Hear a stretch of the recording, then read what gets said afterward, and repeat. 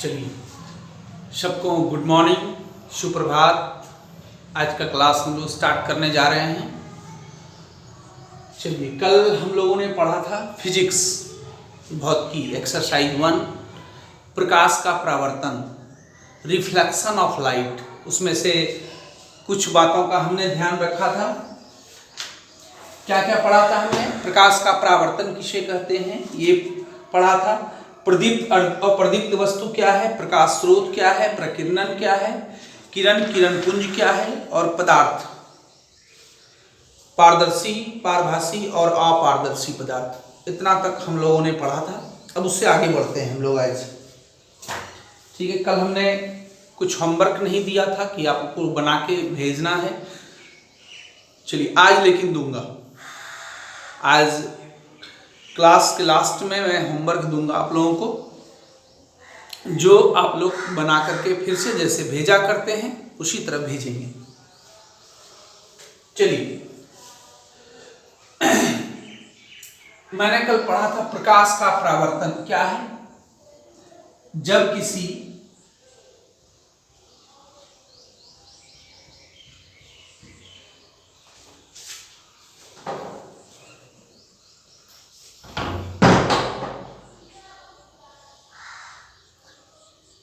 जैसे कोई प्रकाश किरण आ रही है, यह एक अपारदर्शी वस्तु है।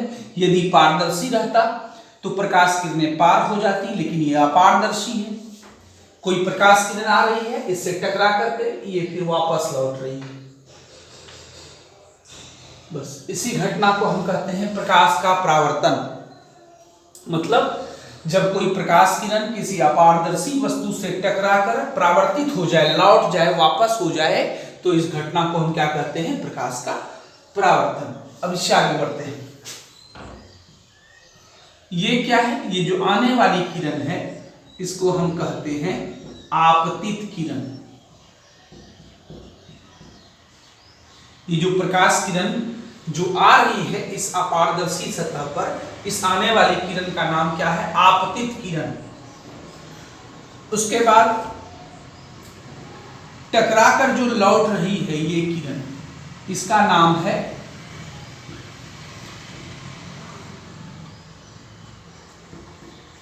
परावर्तित किरण। आने वाली किरण को आपतित किरण और टकराकर लौटने वाली किरण को क्या कहते हैं? परावर्तित किरण। जिस बिंदु पर ये प्रकाश किरण आपतित हो रही है, पड़ रही है, उस बिंदु का नाम है आपतन बिंदु। ध्यान से देखेंगे, आने वाली किरण को आपतित किरण, टकराकर लौटने वाली किरण। ये तीर से आपको पता चल रहा है कि ये लौट रही है और ये आ रही है। जिस बिंदु पर आ रही है उस बिंदु का नाम आपतन बिंदु। आपतन बिंदु पर एक लंब डालते हैं। लंब मतलब अपारदर्शी पदार्थ पर वो 90 डिग्री का कोण बना रही है। तो ये जो लंब डालते हैं, इस लंब को कहते हैं अभिलंब।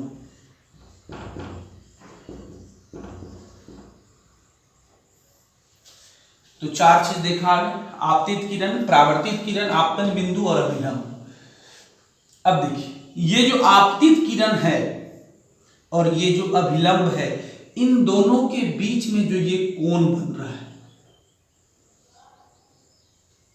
है ना, आपतित किरण, अभिलंब, इनके बीच का कोण जो है ये अभिलंब कहलाता है।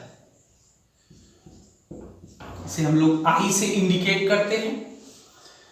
और ये जो परावर्तित किरण है, लौटने वाली किरण, और अभिलंब के बीच में भी एक कोण बन रहा है, ये कोण कहलाता है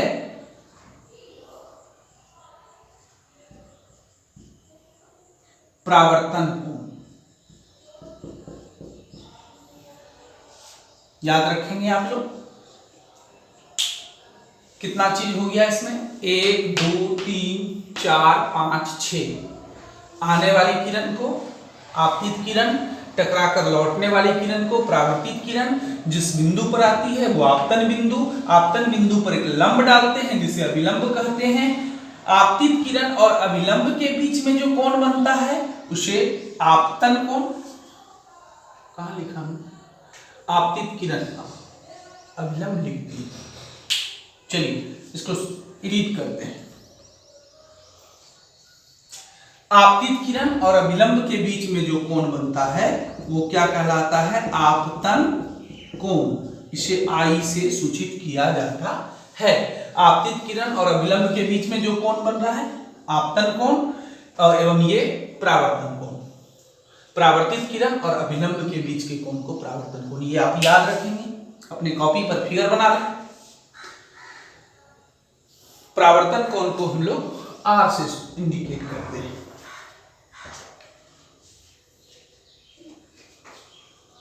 चलिए इसको मिटाते हैं।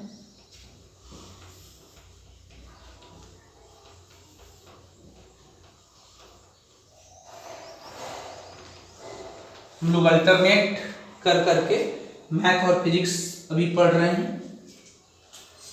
चलिए अब एक है परावर्तन के नियम।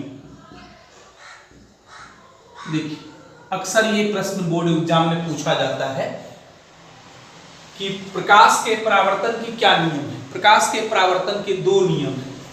आप लिखेंगे कि प्रकाश के परावर्तन के निम्नलिखित दो नियम हम आपको समझा देता हूं। नोट्स आपको उपलब्ध हो जाएगा, अभी केवल समझने का काम करें आप। ये आपतित किरण है, ये परावर्तित किरण है। तीर का चिन्ह देख के आप पकड़ सकते हैं कौन आने वाली किरण है, कौन लौटने वाली किरण है। और ये अभिलंब है। ये तीनों एक ही बिंदु पर होती है। आप देख रहे हैं कि जिस बिंदु पर आपतित किरण पड़ रही है उसी बिंदु से परावर्तित किरण लौट रही है और उसी बिंदु पर अभिलंब भी है। बस पहला नियम यही है। आपतित किरण, परावर्तित किरण एवं अभिलंब तीनों एक ही समतल में होता है। हो गया पहला नियम।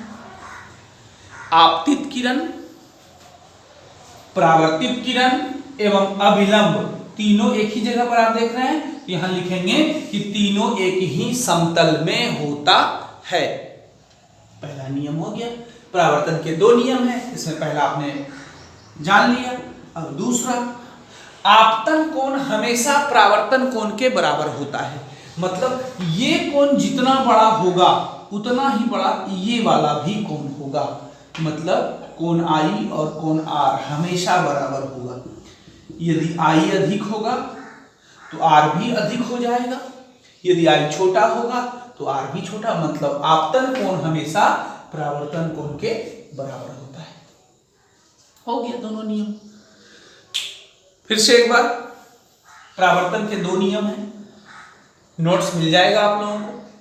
परावर्तन के दो नियम हैं। पहला, आपतित किरण, परावर्तित किरण एवं अभिलंब तीनों एक ही समतल में होता है। दूसरा, आपतन कोण परावर्तन कोण के बराबर होता है। मतलब जितना बड़ा ये आपतन कोण उतना ही बड़ा परावर्तन कोण। यही दोनों थे परावर्तन के नियम। चलिए अब हम इसको मिटाते हैं।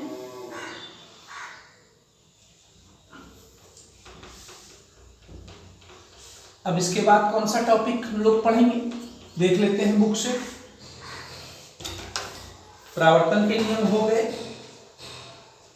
अब हम पढ़ेंगे दर्पण के बारे में। मिरर क्या है? दर्पण, आपके घरों में भी दर्पण है जिसे आप आईना बोलते हैं। आईना जिसमें आप अपना चेहरा देखते हैं वही दर्पण है, उसी को हम लोग आईना भी बोलते हैं, मिरर। देखिए दर्पण का डिफिनेशन क्या है? ऐसा परावर्तक सतह जो प्रकाश की किरणों को निश्चित नियमों के अनुसार परावर्तित करता है उसे दर्पण कहते हैं। देखिए कोई भी अपारदर्शी वस्तु प्रकाश की किरणों को लौटाता है, मतलब परावर्तित करता है, लेकिन नियमों का पालन नहीं होता है। नियमों का पालन यदि हो गया, नियम दो नियम जो अभी आपको हमने बताया, आपतित किरण, परावर्तित किरण और अभिलंब तीनों एक ही समतल में होता है। दूसरा नियम आपतन कोण और परावर्तन कोण के बराबर होता है। यदि इन दोनों नियमों का पालन हो गया तो वो दर्पण है। ऐसा परावर्तक सतह जो प्रकाश की किरणों को निश्चित नियमों के अनुसार परावर्तित करता है उसे दर्पण कहते हैं। यही इसका परिभाषा। दीवार में भी प्रकाश की किरणें पड़ रही है, परावर्तित हो रही है, लेकिन उसमें नियमों का पालन हो ऐसा आवश्यक नहीं है। दो नियम हैं, दोनों ही नियमों का यदि पालन सटीक रूप से हो रहा है तो वो दर्पण है। चलिए, दर्पण दो प्रकार के होते हैं, एक समतल दर्पण और दूसरा गोलीय दर्पण। हम लोग फिर पढ़ेंगे। समतल दर्पण किसे कहते हैं? ऐसा दर्पण जिसका परावर्तक सतह समतल हो, इस तरह से। देखिए, आप सोचेंगे सर ये क्या कर रहे हैं ऐसे? ये किसी भी दर्पण का दो सतह होता है, एक इधर वाला और एक इधर वाला। जिधर चिकना है, प्लेन है, उसे हम कहते हैं परावर्तक सतह, और जिधर रुखड़ा है इस तरह से, आप लोग देखे होंगे अपने घर में आईने के पीछे एक तरफ कलई किया हुआ होता है, कलर कभी लाल कभी ग्रीन कलर, वही कलई किया हुआ है, जिसे कहते हैं रजतित सतह। मतलब जिधर आप चेहरा देखते हैं वह परावर्तक सतह है, और जिधर कलई किया हुआ रहता है, पेंट किया हुआ रहता है, वो रजतित सतह, वो नॉर्मल पेंट नहीं है। चांदी की प्राय कलई की होती है, वो आप नॉर्मल पेंट सोचेंगे हम कर लें अपने घर में और हमें चेहरा दिखने लगे, ऐसा नहीं है। तो किसी भी दर्पण का दो सतह होता है। गोलीय दर्पण भी हम पढ़ेंगे, इसमें भी दो पार होगा, दो सतह होगा। जिधर चिकना ज्यादा है, जिधर से अपना चेहरा दिख रहा है, वो परावर्तक सतह, और उसका पीछे वाला साइड रजतित सतह। ठीक है। तो समतल दर्पण यही, जिस दर्पण का उपयोग आप लोग अपने अपने घरों में करते हैं, घर में व्यवहार होने वाला दर्पण। अब आ जाइए गोलीय दर्पण। गोलीय दर्पण उसे कहते हैं जिसका परावर्तक सतह किसी खोखले गोले का एक भाग। मतलब यह जो दर्पण होता है, पहले इसको यहां समझ लें गोलीय दर्पण को। यह जो दर्पण होता है किसी खोखले गोले से काट के निकला होता है। जैसे गोला है, फुटबॉल की तरह मान लीजिए किसी कांच का गोला है, हम क्या किए, इसका एक चकती काट के निकाल लिए और इसका एक सतह रजतित कर दिए। यदि हम बाहर वाला सतह रजतित कर देंगे तो भी गोलीय दर्पण, अंदर वाला सतह यदि रजतित कर दिए तो भी गोलीय दर्पण। यदि हम अंदर वाले सतह को रजतित कर देते हैं तो यह उत्तल दर्पण बन जाएगा, और यदि हम इसी सतह में बाहर वाले सतह को रजतित कर देते हैं तो यह अवतल दर्पण बन जाएगा। तो गोलीय दर्पण का परिभाषा एक बार फाइनली, ऐसा परावर्तक सतह, या छोड़िए ऐसा दर्पण जिसका परावर्तक सतह किसी खोखले गोले का एक भाग। यह जो है समतल दर्पण, यह गोले का एक भाग नहीं है, लेकिन गोलीय दर्पण उसे कहते हैं जो दर्पण किसी खोखले गोले से बना हो या उसका एक भाग हो। ठीक है। अब आ जाइए आप लोग, गोलीय दर्पण दो प्रकार के होते हैं। गोलीय दर्पण कितने प्रकार के होते हैं? दो। अवतल दर्पण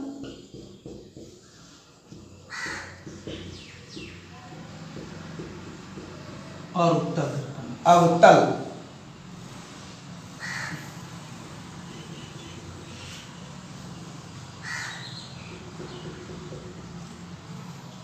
गोलीय दर्पण दो प्रकार के होते हैं। तो हमने जाना कि गोलीय दर्पण दो प्रकार के होते हैं, एक अवतल और दूसरा उत्तल। अवतल इसका नाम क्यों पड़ा? ऐसा दर्पण जिसका परावर्तक सतह धसा हुआ हो। देखिए, परावर्तक सतह धसा हुआ है और रजतित सतह उठा हुआ है। जिस सतह पर कलई की गई है वह उठा हुआ है, ऐसे दर्पण को अवतल दर्पण। और उत्तल, इसका नाम से ही आप संधि विच्छेद जब करेंगे हिंदी में, उत जोड़ तल। उत माना उठा हुआ और तल, तल का मतलब यहां हो गया परावर्तक सतह, जिसका परावर्तक सतह उठा हुआ हो। आप देखिए उत्तल दर्पण में परावर्तक सतह उठा हुआ है और रजतित सतह धसा हुआ। अवतल का जब संधि विच्छेद करेंगे आप, अब प्लस तल, अब माना होता है घटना, अवमूल्यन हो गया किसी चीज का, मतलब घट गया। तो उसी तरह अब माना धसा हुआ है, और तल माना क्या, परावर्तक सतह। जिस नाम से ही आप पकड़ लेंगे, जिसका परावर्तक सतह धसा हुआ है उसे क्या कहते हैं, अवतल दर्पण। और जिस दर्पण का परावर्तक सतह उठा हुआ है और रजतित सतह धसा हुआ है उसे क्या कहते हैं, उत्तल दर्पण। तो ये दर्पण के बारे में कंप्लीट दर्पण का पहले हमने डेफिनेशन पढ़ा। ये दो प्रकार का होता है। फिर समतल दर्पण, ऐसा दर्पण जिसका परावर्तक सतह समतल हो, समतल दर्पण। गोलीय दर्पण, ऐसा दर्पण जो किसी खोखले गोले का एक भाग हो। गोलीय दर्पण दो प्रकार के होते हैं, अवतल और उत्तल। अवतल दर्पण जिसका परावर्तक सतह धसा हुआ है, उत्तल दर्पण जिसका परावर्तक सतह उठा हुआ। हम लोग इन सबों के बारे में विस्तृत चर्चा करेंगे। अभी हमने केवल संक्षेप में। चलिए आगे बढ़ते हैं।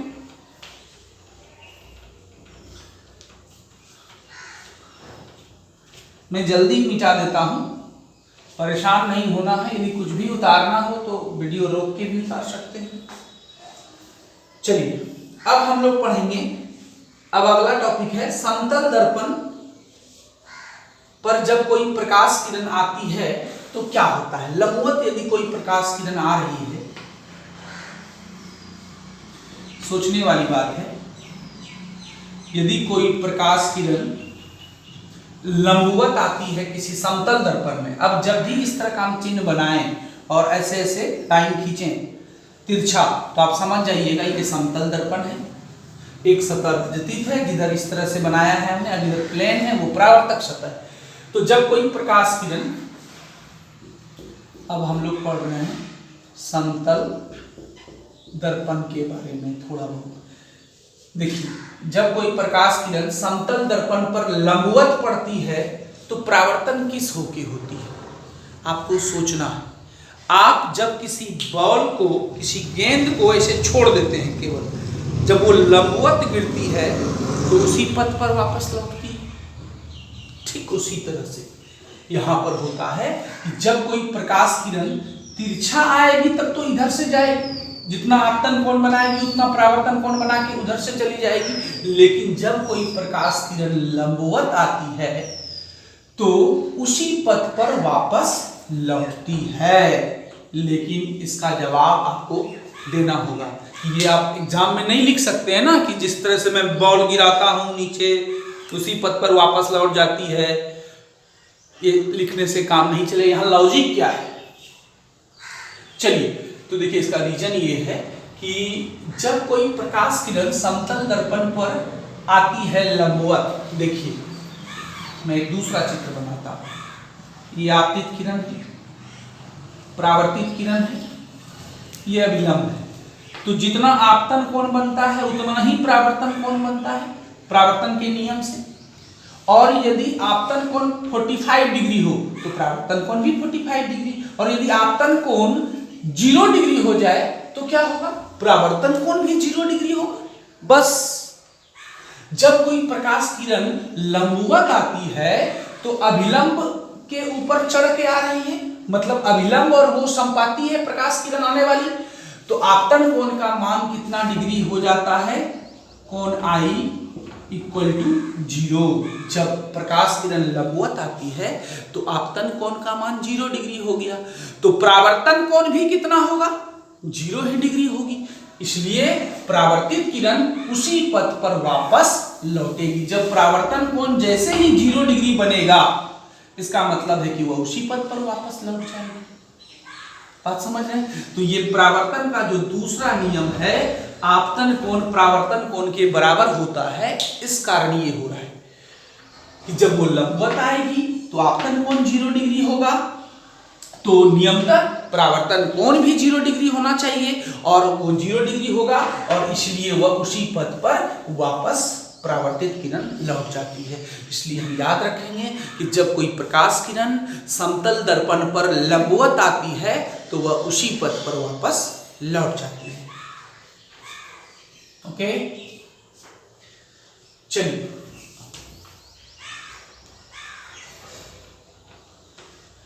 अब हम लोग पढ़ेंगे समतल दर्पण द्वारा प्रतिबिंब का बनना।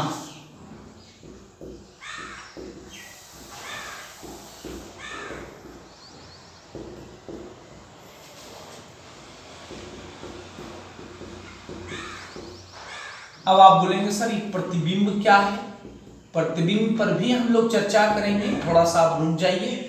अभी तत्काल आप यही समझ लीजिए कि फोटो, जैसे आप आईना में अपना तस्वीर देखते हैं, अपना फोटो देखते हैं, अपना चित्र देखते हैं, तो आप ही की तरह एक जैसा आप हैं उस तरह का एक फोटो आईना के अंदर बनता है, बस वही प्रतिबिंब है। हम लोग इसका परिभाषा और विस्तृत रूप से चर्चा करेंगे। प्रतिबिंब क्या होता है तत्काल आप केवल इतना ही समझ लें कि आप जो अपना फोटो देखते हैं आईने में, दर्पण में, वही प्रतिबिंब है। चलिए, तो समतल दर्पण द्वारा प्रतिबिंब का बनना। समतल दर्पण कैसे प्रतिबिंब बनाता है? ये समतल दर्पण एक सतह रजतित है और एक सतह परावर्तक सतह है। ओके, समतल दर्पण जैसे मान लीजिए कोई वस्तु है, ओ का मतलब ऑब्जेक्ट, ऑब्जेक्ट का मतलब वस्तु, कोई वस्तु है।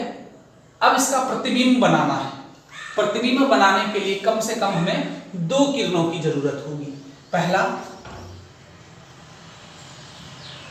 एक प्रकाश किरण लंबवत आई समतल दर्पण पर, यहां से अभी आपने पढ़ा कि जब कोई प्रकाश किरण लंबवत आती है तो वह उसी पथ पर वापस लौट जाती है। ठीक, इसलिए क्या होगा? प्रकाश किरण उसी पथ पर वापस लौट जाएगी। एक किरण तो ये हो गया। हमको इस वस्तु का, यहाँ पर कोई वस्तु रखा हुआ है, मान लीजिए कुछ भी रखा हुआ है, 1 रुपया का सिक्का रखा हुआ है, इसका प्रतिबिंब हम देखना चाहते हैं कैसे बनता है समतल दर्पण में। एक प्रकाश किरण तो ये ले लिया। दूसरा, एक प्रकाश किरण, देखिए किसी भी वस्तु से कई बहुत सारी अनंत प्रकाश की किरणें निकलती हैं या टकरा के इधर उधर छितराती हैं, लेकिन हम अनंत किरणों पर विचार नहीं कर सकेंगे, 2 किरणों पर विचार करेंगे। उसी से हमें यह पता चल जाएगा कि समतल दर्पण प्रतिबिंब कैसे बनाती है, कहां बनाती है। एक प्रकाश किरण लिए इधर लंबवत, उसी पथ पर वापस लौट गई। दूसरा इधर से,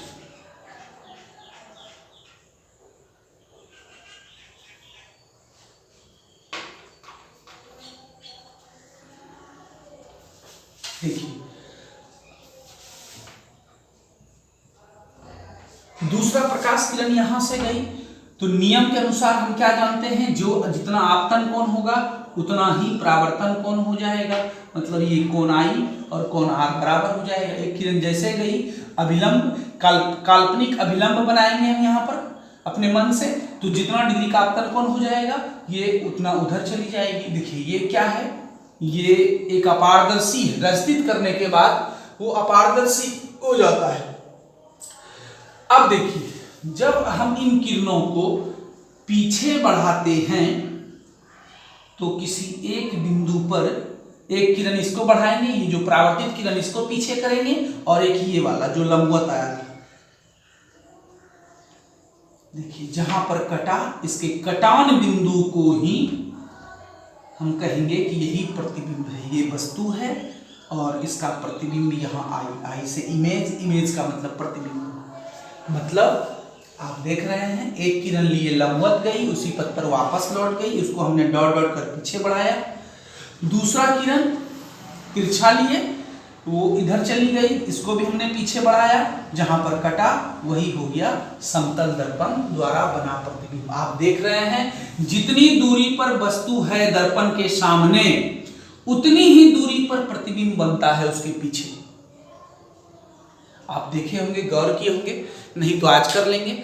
आप अपने चेहरे को जितना नजदीक रखेंगे आईने से, आईने में प्रतिबिंब उतना नजदीक बनता है। यदि आप दूर से अपना चेहरा देखते हैं तो प्रतिबिंब भी दूर हो जाता है।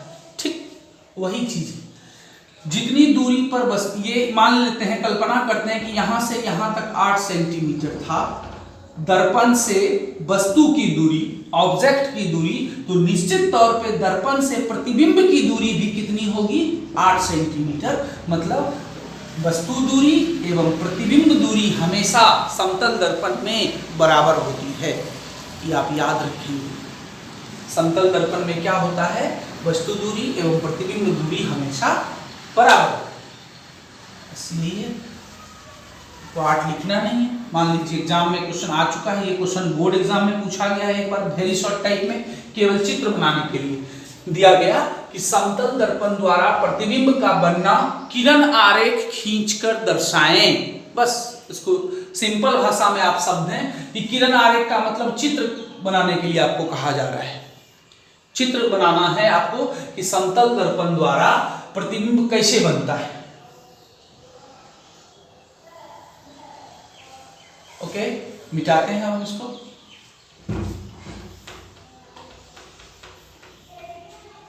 अब आ जाइए प्रतिबिंब। प्रतिबिंब क्या है?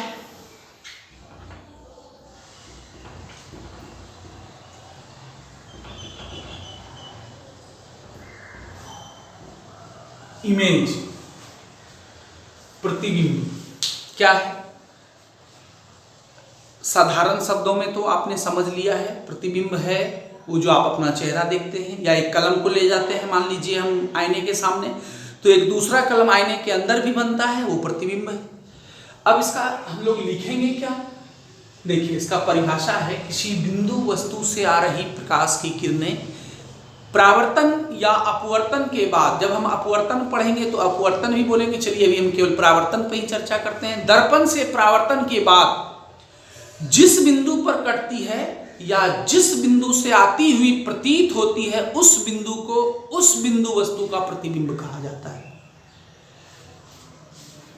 मतलब हम लोग आगे अभी तुरंत गोलीय दर्पण भी पढ़ेंगे, ऐसा करते हैं, उसमें हम लोग देख लेंगे। अभी आप लोग इसका परिभाषा जान लें केवल कि किसी बिंदु वस्तु से आ रही प्रकाश की किरणें दर्पण से परावर्तित होती है, परावर्तन होने के बाद वो जहां पर कटती है, आपने अभी देखा समतल दर्पण में, परावर्तन के बाद नीचे एक बिंदु पर कटता हुआ प्रतीत हो रहा था, तो वह बिंदु क्या हो गया?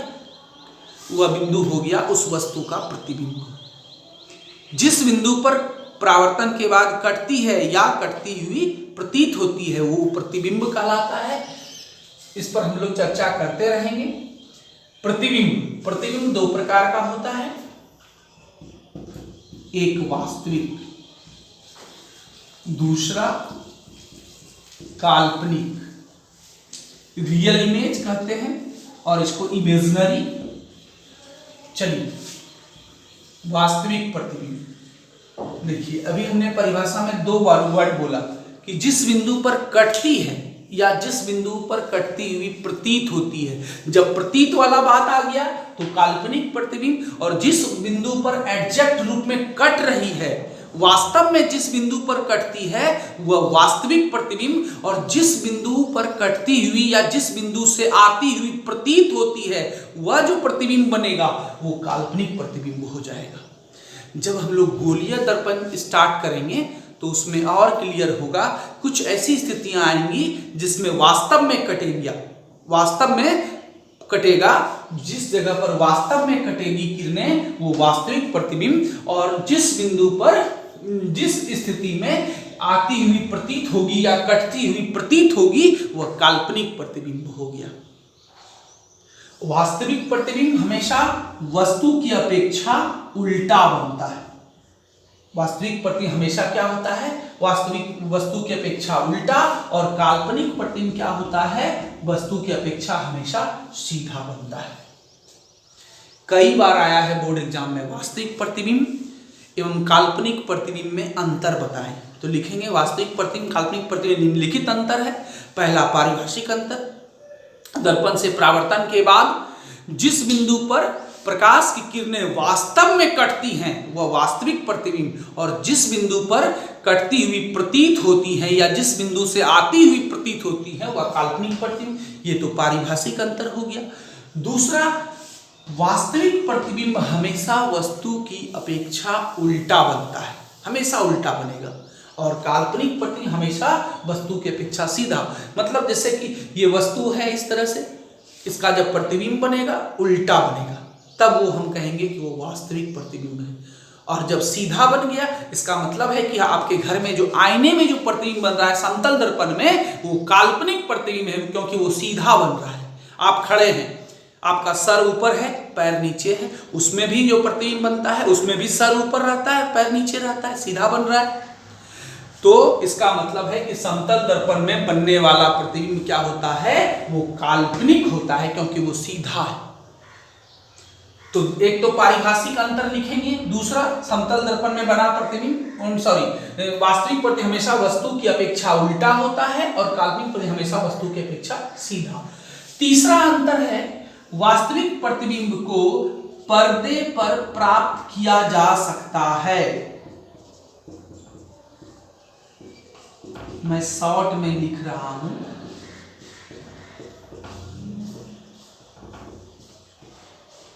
किया जा सकता है, और इससे काल्पनिक प्रतिबिंब को पर्दे पर प्राप्त नहीं किया जा सकता है। अब बोलेंगे सर पर्दा क्या है?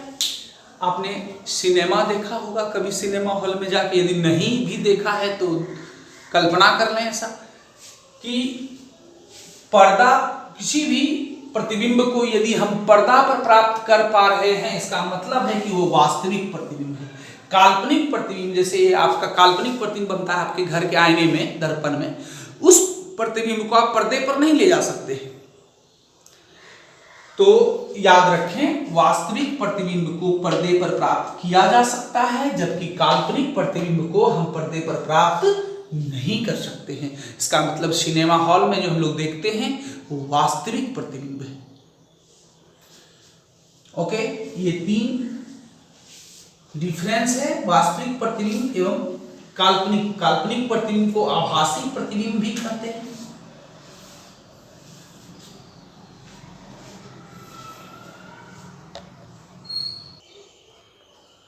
अब हम लोग पढ़ेंगे पार्श्व परिवर्तन।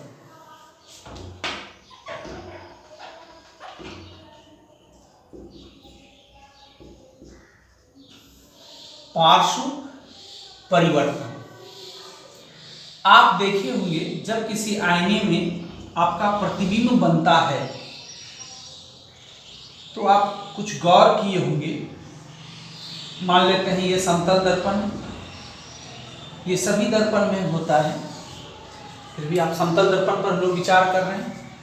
आपने अपना जब घर में अपना तस्वीर देखा होगा, जब अपना आप आईने के सामने खड़े हो जाते हैं, या आप गौर नहीं किए हैं तो आज कर लेंगे कि जब आप अपने दाहिने हाथ को हिलाते हैं तो ऐसा लगता है कि आपका जो डुप्लीकेट, आपका जो प्रतिबिंब आईने में है वो अपना बायां हाथ, अपना दाहिना कान छुएंगे तो लगेगा कि वो जो आपका इमेज अंदर है वो अपना बायां कान छू रहा है, उल्टा लगता है। बायां भाग दायां प्रतीत होता है और दायां भाग बायां प्रतीत होता है, और इसी घटना को कहते हैं पार्श्व परिवर्तन।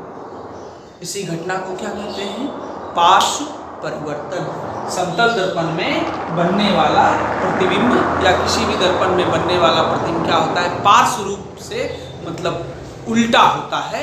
इस मामले में कि वस्तु का बायां प्रतिबिंब का दाहिना प्रतीत होता है और वस्तु का दाहिना प्रतिबिंब का बायां प्रतीत होता है। नहीं तो आज गौर करेंगे जाके। इसी घटना को क्या कहते हैं? पार्श्व परिवर्तन। इसे क्या कहते हैं? पार्श्व परिवर्तन। चलिए अब आज का ये लास्ट क्वेश्चन, समतल दर्पण द्वारा बने प्रतिबिंब के गुण।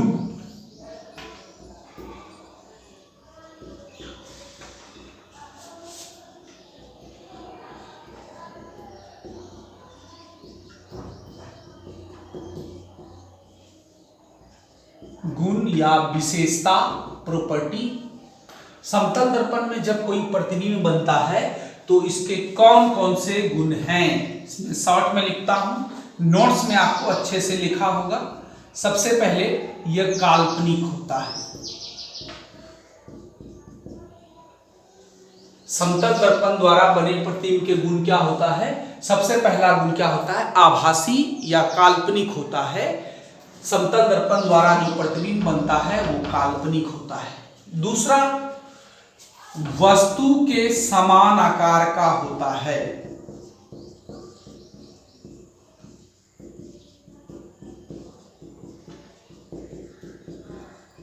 समतल दर्पण द्वारा जो प्रतिबिंब बनता है वो वस्तु के समान आकार का, मतलब जितना बड़ा वस्तु, मान लेते हैं कि ये 15 सेंटीमीटर का ये मार्कर है मेरे पास, तो इसका जो प्रतिबिंब बनेगा आईने में, दर्पण में, वो समतल दर्पण में, वह भी इतना ही बड़ा, मतलब 15 ही सेंटीमीटर का बनेगा, ना बड़ा ना छोटा। आप देखें, कोई छोटी चीज ले जाते हैं समतल दर्पण के सामने, छोटा प्रतिबिंब बनता है, बड़ा चीज होता है, बड़ा प्रतिबिंब बनता है। तीसरा, प्रतिबिंब जो होगा वो पार्श्विक रूप से उल्टा होगा, अभी जिस पर हमने तुरंत चर्चा किया है, पार्श्विक रूप से उल्टा, मतलब वस्तु का बायां प्रतिबिंब का दाहिना महसूस होगा और वस्तु का दाहिना भाग प्रतिबिंब का बायां प्रतीत होता है। इसे बोलते हैं पार्श्विक रूप से उल्टा होता है।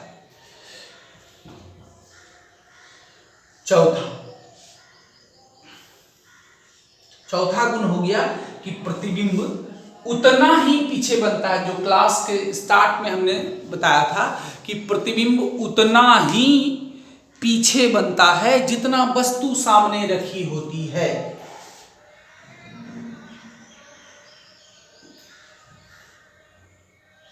अभी तुरंत हमने बनाया था कि वस्तु जितनी दूरी पर होगी दर्पण के सामने, प्रतिबिंब ठीक उतना ही पीछे बनेगा। जैसे ये 5 सेंटीमीटर पर है वस्तु, तो प्रतिबिंब भी 5 सेंटीमीटर पीछे बनेगा। वस्तु 10 सेंटीमीटर पर है तो 10 सेंटीमीटर दर्पण के पीछे बनेगा। इसको हम अपने शब्दों में भी लिख सकते हैं कि प्रतिबिंब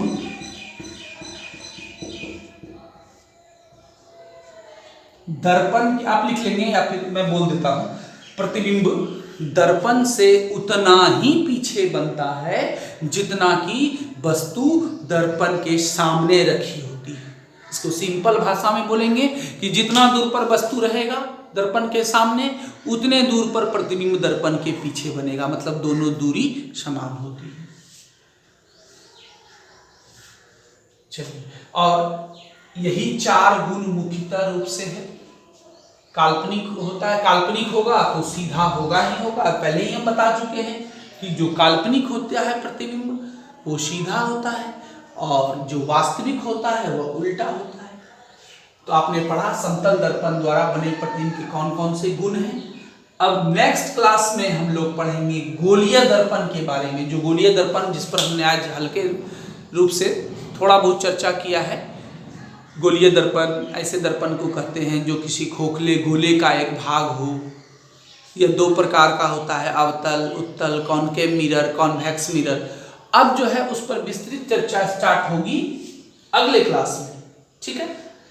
अब मैं आप लोगों को कुछ होमवर्क दूंगा।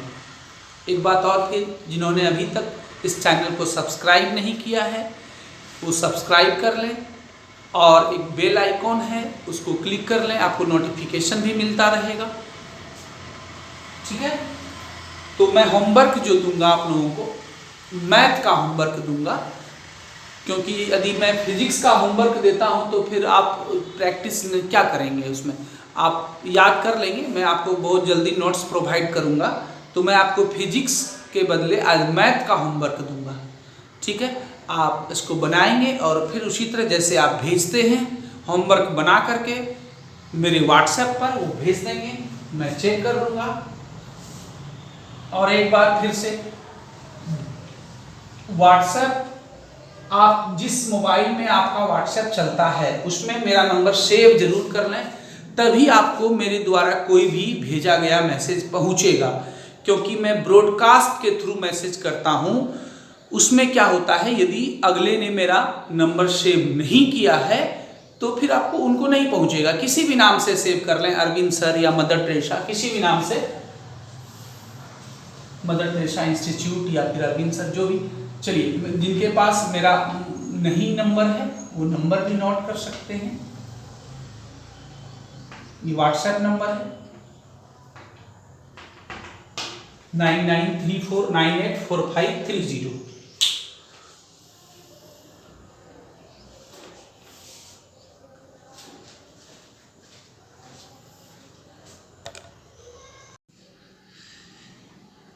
ये आज का होमवर्क है, ये ऑब्जेक्टिव है, आपको बनाना है। अब बना करके तब फिर ऑप्शन चूज करना है, ए बी सी या डी। ये 1 नंबर है, इसको आप लोग अपने वीडियो को रोक करके उतार लें। उसके बाद मैं और दे रहा हूँ।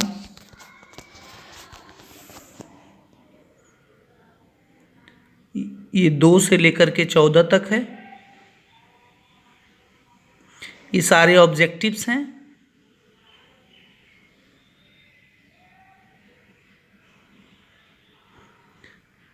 आपको बना करके इसके आंसर लगाने हैं। A B C D 4 option में से कोई एक होगा। अब ऑब्जेक्टिव का विशेष महत्व हो गया है आपके बोर्ड एग्जाम के लिए, क्योंकि अब 100 में 50 मार्क्स के ऑब्जेक्टिव आने लगे हैं।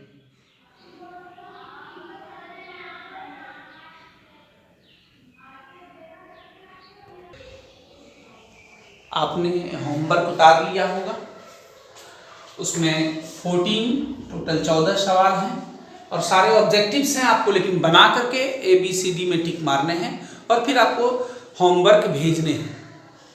होमवर्क आप प्रयास करें कि जितना जल्द से जल्द हो भेज दें, ताकि मुझे समय मिल पाए, अगले दिन का वीडियो बनाने से पहले मैं चेक कर पाऊँ। ठीक है, होमवर्क बनाएंगे। कल मैं नया चैप्टर शुरू करूंगा मैथ का। फिजिक्स 2 दिन लिया, अब इसको कुछ 1 आध दिन मैं रोकूंगा, फिर मैथ स्टार्ट करूंगा। बस अल्टरनेट चलता रहेगा, फिजिक्स मैथ यूं ही। तो कल मैथ में नया चैप्टर शुरू होगा, 2 चर वाले रैखिक समीकरण युग्म। ठीक है, 3.1 से आगे बढ़ेंगे हम लोग। NCERT book class 10th। आप लोग अपना ध्यान रखें, अपना ख्याल रखें, अपने परिवार का। ठीक है, और अच्छे से होमवर्क बनाएं, अपना बहुत ख्याल रखें। धन्यवाद।